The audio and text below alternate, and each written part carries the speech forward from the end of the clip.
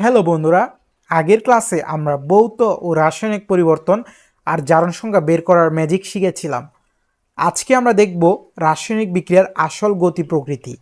একটা বিক্রিয়া ল্যাবে ঘটার সময় কিভাবে ইলেকট্রন নিয়ে কাড়াকাড়ি হয়, যেন কিছু বিক্রিয়া মাঝপথে গিয়ে অলস হয়ে থমকে দাঁড়ায়, আর কিভাবে বিক্রিয়ার স্পিড বা গতি নিয়ন্ত্রণ করা যায়। আজকে আমরা তার নারী নক্ষত্র জানব। আজকের ক্লাসটা একদম জিরো লেভেল থেকে শুরু হবে, তাই কোনো রকম প্যারা না নিয়ে জাস্ট কানের হেডফোনটা ভালো করে গুজে দাও। আজকে আমরা কেমিস্ট্রির মেকানিক্সকে একদম পানির মতো সহজ করে ফেলব। বন্ধুরা, ইলেকট্রন স্থানান্তরের উপর ভিত্তি করে সব রাসায়নিক বিক্রিয়াকে দুইভাবে ভাগ করা যায়। এক দল হলো রেডক্স আর অন্য দল হলো নন রেডক্স। রেডক্স বিক্রিয়া যে বিক্রিয়াগুলোতে পরমাণুর মধ্যে ইলেকট্রন সরাসরি আদান প্রদান বা কাটাকাটি ঘটে তারা হলো রেডক্স। এই ফ্যামিলির আন্ডারে 4টি মূল বিক্রিয়া আছে: সংযোজন, বিয়োজন, প্রতিস্থাপন, দহন। নন রেডক্স বিক্রিয়া এই ফ্যামিলির সদস্যরা ভীষণ ভদ্র। এরা বিক্রিয়া ঠিকই করে, কিন্তু কেউ কারো ইলেকট্রন কেড়ে নেয় না বা দান করে না, অর্থাৎ জারণ সংখ্যার কোনো চেঞ্জ হয় না। এদের আন্ডারে আছে, নন রেডক্স বিক্রিয়ার আন্ডারে আছে প্রশমন, অধক্ষেপণ, আর্দ্র বিশ্লেষণ, পানি যোজন, সমানুকরণ এবং পলিমারকরণ। আজকে আমরা এই প্রতিটা বিক্রিয়াকে একদম রিয়েল লাইফ এক্সাম্পল দিয়ে এমনভাবে বুঝবো যে পরীক্ষার হলে প্রশ্ন দেখা মাত্রই তুমি বলে দিতে পারবে এটা কোন ফ্যামিলির বিক্রিয়া।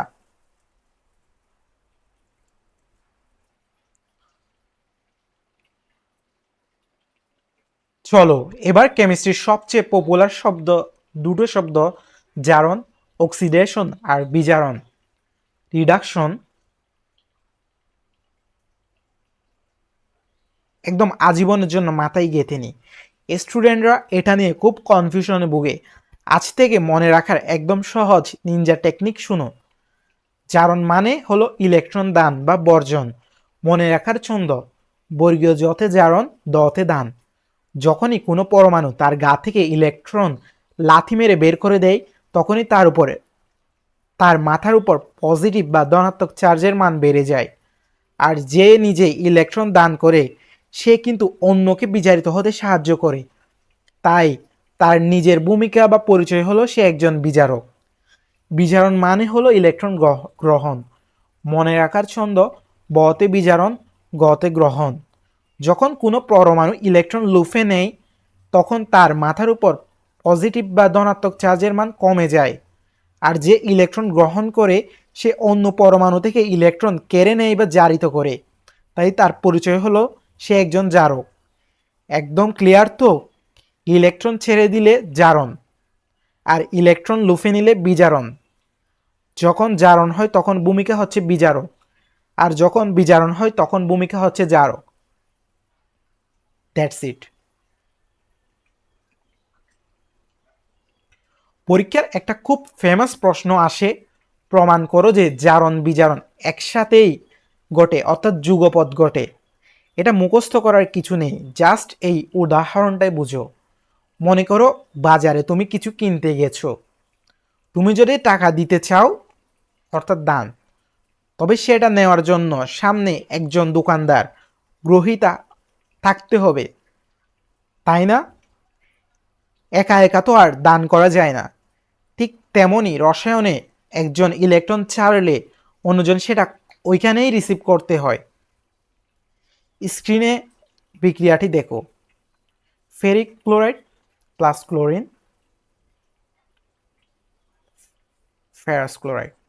এখানে যদি আমরা ভেতরটা ভালো করে লক্ষ্য করি, দেখব ফেরাস আয়ন, অর্থাৎ Fe2+ আয়ন, তার গা থেকে দুটি ইলেকট্রন ছেড়ে দিয়ে Fe3+ আয়ন বা ফেরিক আয়নে পরিণত হয়েছে। দুইটি ইলেকট্রন ছেড়ে দিয়ে ফেরাস থেকে ফেরিকে পরিণত হয়েছে। যেহেতু সে ইলেকট্রন ছেড়ে দিল, এটা হলো জারণ অর্ধ বিক্রিয়া। ঠিক একই মুহূর্তে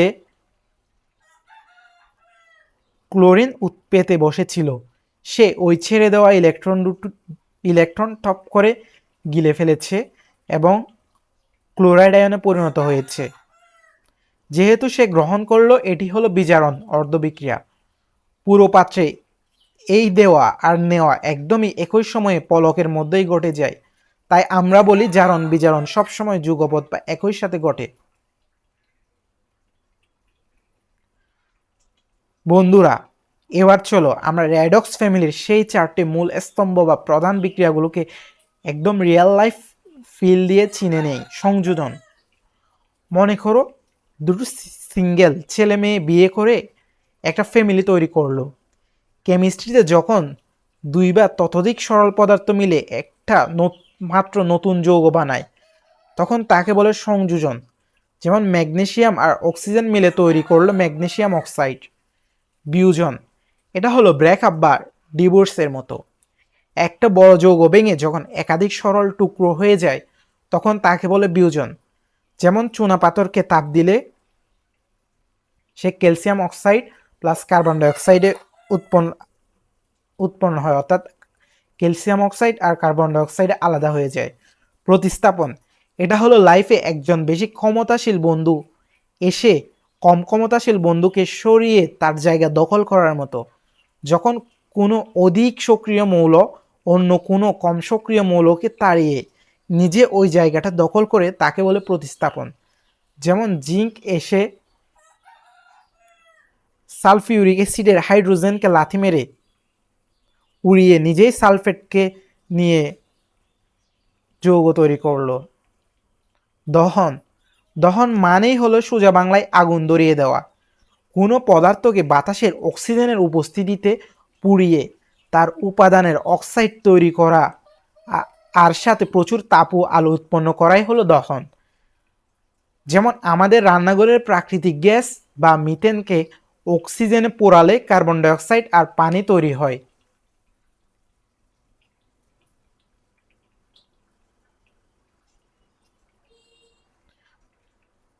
একটু আগে আমরা যে প্রতিস্থাপন বিক্রিয়া পড়লাম, সেখানে কে কাকে সরাতে পারবে তা জানার জন্য বিজ্ঞানীদের একটা বিশেষ র্যাঙ্কিং বা লিস্ট আছে, যেটাকে বলে ধাতুর সক্রিয়তা সিরিজ। এই লিস্টে যে ধাতু যত উপরে থাকবে তার ক্ষমতা বা পাওয়ার তত বেশি, আর সে তার নিচের যে কোনো নতুন ধাতুকে ধাক্কা দিয়ে সরিয়ে দিতে পারবে। কিন্তু নিচের কোনো দুর্বল ধাতু উপরের শক্তিশালী ধাতুকে সরাতে পারবে না। এই পুরো লিস্টের সিরিয়ালে মুখস্থ রাখা অনেকের কাছেই পাহাড় সম কঠিন লাগে। চলো আজ তোমাদের আমরা স্পেশাল নিনজা টেকনিক বা মজার ছন্দ শিখিয়ে দেই। ছন্দটা হচ্ছে কে না কে মেগাইবার এলো, যেন ফিরে সোনা পাবে হায়, কুলাঙ্গার হাবলো আজ পিটাবে আমায়। একটু মিলিয়ে নাও স্ক্রিনে। কে পটাশিয়াম, না সোডিয়াম, কে ক্যালসিয়াম, মেগাইবার ম্যাগনেসিয়াম, এলো অ্যালুমিনিয়াম, যেন জিঙ্ক, ফিরে ফেরাম, সোনা এসেন, পাবে প্লাম্বাম, হাইড্রোজেন, কুলাঙ্গার কপার, হাবলু হাইড্রোজিরাম বা এইচজি যার অপর নাম মার্কারি, আজ আর্জেন্টাম, পিটাবে প্লাটিনাম, আমায় অরাম। এই ছন্দটা মনে রাখলে সক্রিয়তা সিরিজ তোমার পকেটে পরীক্ষায় কখনো কনফিউশন হবে না যে কে কাকে প্রতিস্থাপন করতে পারবে। এবার চলো আমরা রেডক্সের দুনিয়া থেকে বের হয়ে নন রেডক্স ফ্যামিলিকে একটু দেখে আসি, যেখানে কোনো ইলেকট্রন হাত বদল হয় না। আর দুইটা প্রধান সুপারস্টার বিক্রিয়া হলো প্রশমন এবং অধক্ষেপণ। প্রশমন বিক্রিয়া নিউট্রালাইজেশন, এটা একদম চিরন্তন সত্য। যখন একটা অ্যাসিড আর একটা ক্ষার একসাথে যুদ্ধ করে, তখন তারা একে অপরকে ধ্বংস বা প্রশমিত করে। লবণ আর পানি তৈরি করে ফেলে। যেমন আমাদের পেটে যখন অ্যাসিডিটি হয়, আমরা কার্বো অ্যান্টাসিড ওষুধ খাই, তখন পেটের ভেতরে প্রসারণ বিক্রিয়া হয়ে পেট শান্ত হয়ে যায়। বিক্রিয়াটি হলো HCl plus sodium hydroxide sodium chloride plus পানি। মজার ব্যাপার হলো এই বিক্রিয়ায় সোডিয়াম আর ক্লোরাইড মিলে তৈরি হয় সোডিয়াম ক্লোরাইড, আর OH আর H প্লাস মিলে তৈরি হয় পানি। এক্ষেত্রে বিক্রিয়ার আগের আয়ন আর পরের আয়নগুলো হুবহু সেমই থাকে, এরা কোনো ইলেকট্রন আদান প্রদান করে না, তাই এদেরকে বলা হয় দর্শক আয়ন, যারা ল্যাবে জাস্ট খেলা দেখতে এসেছে। অধঃক্ষেপণ বিক্রিয়া বা প্রেসিপিটেশন, যখন দুটি তরল দ্রবণকে একসাথে মেশালে তারা বিক্রিয়া করে ভেতরে একটা অদ্রবণীয় কঠিন পদার্থ তৈরি করে, যা বিকারের তলায় গুঁড়ি গুঁড়ি হয়ে ছানার মতো জমা হয়, তাকে বলে অধঃক্ষেপ। যেমন সিলভার নাইট্রেট দ্রবণে সোডিয়াম ক্লোরাইড ডাললে সিলভার ক্লোরাইডের একটা সাদা রঙের কঠিন তলা বা অধঃক্ষেপ নিচে জমা হয়ে যায়। বন্ধুরা, এই স্লাইডটা কিন্তু এই চ্যাপ্টারের সবচেয়ে বড় কনফিউশন জোন। পানির সাথে জড়িত দুটি অণু বিক্রিয়া আছে, একটা হলো আর্দ্র বিশ্লেষণ আর একটা হলো পানি যোজন। এদের পার্থক্যটা একদম কান খাড়া করে বুঝো। আর্দ্র বিশ্লেষণ পানির ভাঙন। এখানে পানি নিজেই একটা রাক্ষসের মতো কাজ করে। পানি যখন কোনো যৌগের সাথে বিক্রিয়া করে তখন পানি নিজে ভেঙে যায় H প্লাস আর OH মাইনাস এ, এবং এই যৌগের অণুটাকে ভেঙে চুরমার করে সম্পূর্ণ বিপরীত ধর্ম বিশিষ্ট দুটি নতুন যৌগ তৈরি করে ফেলে। যেমন স্ক্রিনে দেখো, অ্যালুমিনিয়াম ক্লোরাইডকে পানিতে ছাড়লে পানি তাকে ভেঙে অ্যালুমিনিয়াম হাইড্রোক্সাইড আর HCl অ্যাসিড বানিয়ে ফেলে, হাইড্রোক্লোরিক অ্যাসিড বানিয়ে ফেলে। এখানে পানির অণুর অস্তিত্ব কিন্তু শেষ, পানি যোজন বা পানি জোড়া লাগা। এখানে পানি কোনো মারামারি বা ভাঙচুর করে না। কিছু কিছু আয়নিক যৌগের সুন্দর ক্যালাস বা ক্রিস্টাল গঠন করার জন্য কয়েকটা আস্ত পানির অণুর ভালোবাসা লাগে। পানি এসে জাস্ট এই যৌগের গায়ে আটার মতো জড়িয়ে লেগে থাকে। পানির অণু নিজের রূপ বা গঠন ভাঙে না। যেমন আমাদের পরিচিত তুতে বা ব্লু ভিট্রিয়াল, কপার সালফেট 5 অণু পানি জাস্ট লটকে থাকে। কপার সালফেটের সাথে এক্ষেত্রে পানি জাস্ট লটকে থাকে। কত সিম্পল পার্থক্য, তাই না?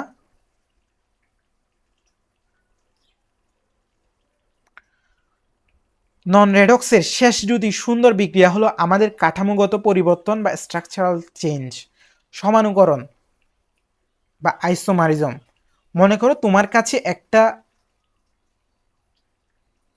লেগো সেট আছে, যেখানে 2টা লাল ব্লক, 6টা নীল ব্লক আর একটা সবুজ ব্লক আছে।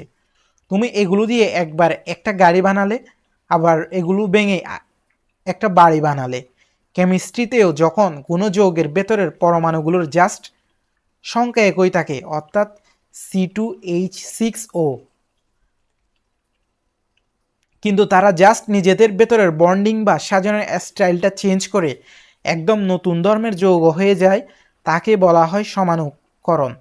যেমন একই জিনিস দিয়ে সোজা চেইনে সাজালে হয় ইথানল বা মদ, আর মাঝখানে অক্সিজেন দিলে হয়ে যায় ইথার গ্যাস।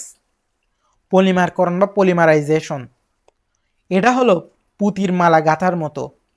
যখন উচ্চ চাপ ও তাপমাত্রায় কোনো পদার্থের অসংখ্য ক্ষুদ্র ক্ষুদ্র ছোট অণু, যাদের বলে মনোমার, একে অপরের সাথে একটার পর একটা যুক্ত হয়ে একটা বিশাল লম্বা চেইনের দানবীয় বড় অণু তৈরি করে, তাকে বলে পলিমারকরণ।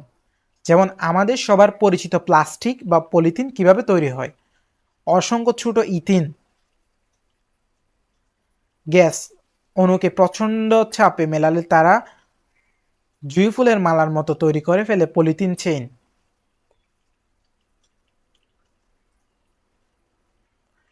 বন্ধুরা, গাড়ি যেমন জোরে বা আস্তে চলে, কেমিস্ট্রির বিক্রিয়াগুলোও কিন্তু তেমনই স্পিডে বা আস্তে চলতে পারে।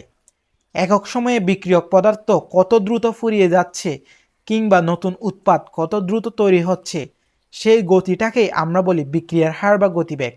এর একক হচ্ছে মোল পার লিটার পার সেকেন্ড। এই বিক্রিয়ার স্পিড বা হারকে আমরা 5টি বাটন বা নিয়ন্ত্রক দিয়ে আমাদের ইচ্ছে মতো বাড়াতে বা কমাতে পারি। তাপমাত্রা, চুলায় আঁচ বাড়ালে যেমন রান্না দ্রুত হয়, তেমনি তাপমাত্রা বাড়ালে অণুদের মধ্যে ধাক্কি বাড়ে এবং বিক্রিয়ার হার তরতরিয়ে বেড়ে যায়। চাপ, গ্যাসীয় যৌগের ক্ষেত্রে চাপ বাড়িয়ে অণুদের কাছাকাছি আনলে বিক্রিয়া ফাস্ট হয়। ঘনমাত্রা, একটা ছোট রুমে 5 জন থাকলে যে ধাক্কা লাগবে, 50 জন থাকলে ধাক্কা বেশি লাগবে না? তাই বিক্রিয়কের পরিমাণ বা ঘনমাত্রা বাড়ালে বিক্রিয়ার স্পিড বাড়ে। প্রভাবক বা ক্যাটালিস্ট, এরা হলো সেই ঘটক যে নিজে বিয়ে করে না কিন্তু দুপক্ষের বিয়েটা খুব দ্রুত সম্পন্ন করিয়ে দেয়।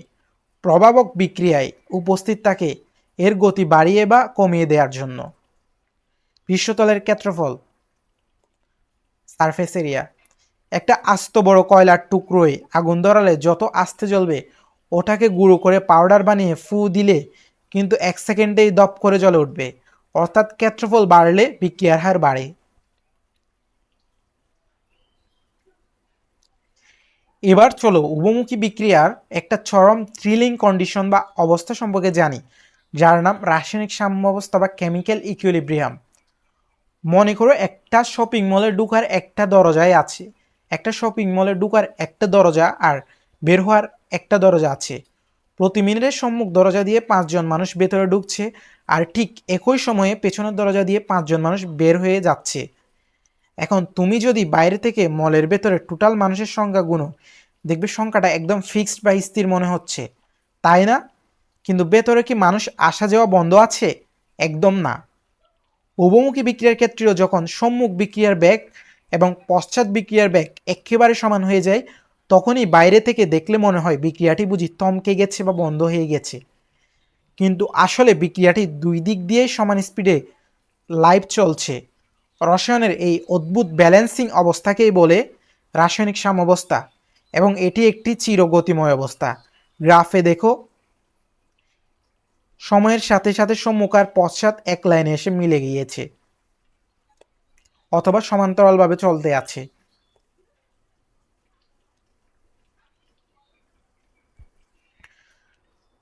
সাম্যাবস্থায় থাকা কোনো বিক্রিয়াকে তুমি যদি বাইরে থেকে ডিস্টার্ব করো, তবে সে কিন্তু চুপচাপ বসে থাকবে না। এই ডিস্টার্ব সামলানোর জন্য ফ্রেঞ্চ বিজ্ঞানী লা শাতেলিয়ার একটা দারুণ নীতি দিয়েছেন। নীতিটা সহজ বাংলায় হলো, সাম্যাবস্থায় থাকা কোনো বিক্রিয়ার তাপমাত্রা, চাপ বা ঘনমাত্রা চেঞ্জ করলে বিক্রিয়াটি তার নিজের পজিশন এমনভাবে ডানে বা বামে শিফট করবে যাতে তোমার দেওয়া ডিস্টার্বের বা পরিবর্তনের ফলাফলটা একদম ব্যানিশ বা প্রশমিত হয়ে যায়। চলো এই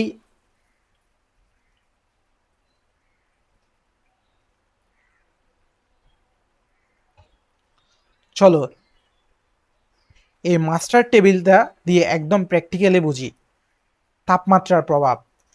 আমাদের পরিচিত অ্যামোনিয়া তৈরির বিক্রিয়াটি হচ্ছে nitrogen plus 3 hydrogen equal to 2 ammonia. এটা হচ্ছে অ্যামোনিয়া তৈরির বিক্রিয়া। এটি অলরেডি একটি তাপোৎপাদী বিক্রিয়া, কারণ এক্ষেত্রে ডেল্টা এইচ এর মান নেগেটিভ, অর্থাৎ এখানে অলরেডি প্রচুর তাপ উৎপন্ন হয়ে আছে।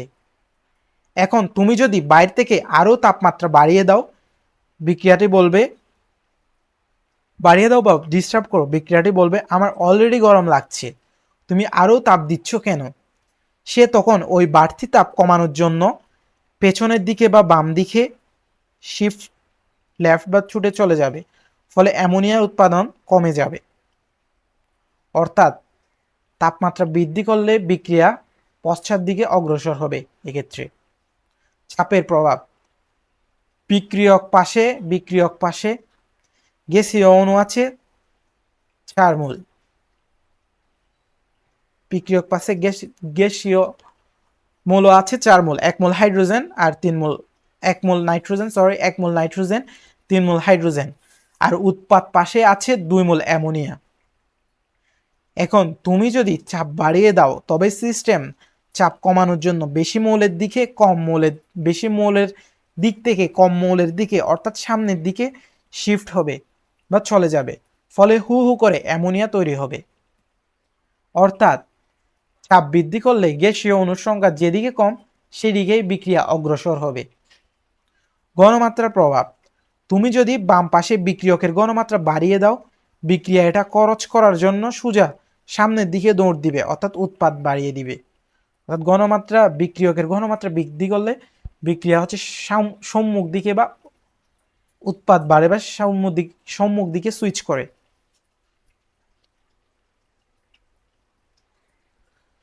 সো বন্ধুরা, পুরো চ্যাপ্টারটা তো আমরা খুব ডিটেলসে পড়লাম। পরীক্ষার হলে একটা অচেনা বিক্রিয়া চোখের সামনে আসলে তুমি কিভাবে সেটাকে সেকেন্ডের মধ্যে ডিকোড করবে তার একটা আলটিমেট গাইডলাইন স্ক্রিনে দেওয়া আছে। স্টেপ 1, বিক্রিয়াটা দেখেই নিজেকে প্রথম প্রশ্ন করো, পরমাণুগুলোর জারণ সংখ্যার কি কোনো পরিবর্তন হয়েছে? যদি উত্তর হয় না, যদি হয় নো, তবে চোখ বন্ধ করে সেটি হবে নন রেডক্স বিক্রিয়া, যেমন প্রশমন, অধঃক্ষেপণ, আদ্র বিশ্লেষণ। আর যদি উত্তর হয় ইয়েস, তবে শিওর থাকো এটা রেডক্স বিক্রিয়া, যেমন সংযোজন, বিয়োজন, প্রতিস্থাপন, দহন। স্টেপ 2, এবার দ্বিতীয় প্রশ্ন করো, বিক্রিয়াটি কি উভমুখী? যদি উত্তর হয় হ্যাঁ, তবে চোখ বন্ধ করে সেখানে সাম্যাবস্থা এবং লা-শাতেলিয়ান নীতি অ্যাপ্লাই করে দাও। আর যদি উত্তর হয় না,